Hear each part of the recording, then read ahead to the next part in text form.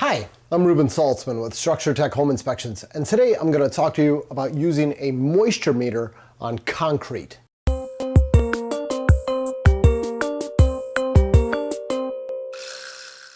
So I'm bringing up this topic because I teach a lot of classes to home inspectors on using moisture meters and finding water intrusion on exterior walls. And at just about every class, I get someone in the crowd who asks me about using a moisture meter to find water intrusion problems on foundation walls and basement floors. Trying to figure out if you got a wet basement problem. Do we use our moisture meter there?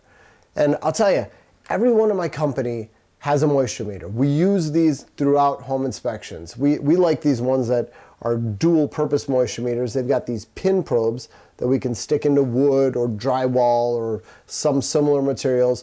Or if it's going to be in an area where we could cause damage to a finished surface, we'll use the scanning mode, where it sends out radio waves from the back of this thing and gives us an idea of how much moisture a material has.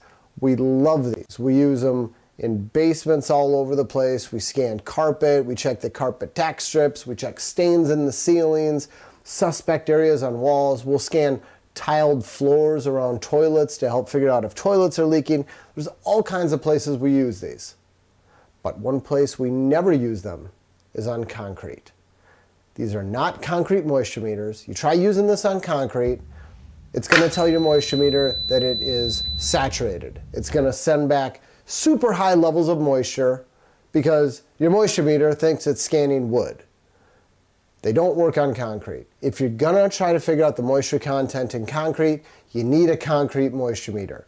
Those things are expensive, they're one-trick ponies, and they're good for telling a flooring installer whether the concrete is suitable to have the flooring applied. But from a home inspection perspective, there's no value. And for that reason, we don't own them. So if you're a home inspector, I'd say stay away from trying to scan any concrete or concrete floors, any of that stuff. It's not going to give you any useful information, and you're probably going to be providing your client with false information. So just don't do it. Okay, hope that clears this up. Again, I'm Ruben Saltzman with StructureTech Home Inspections. Thank you so much for watching. Take care.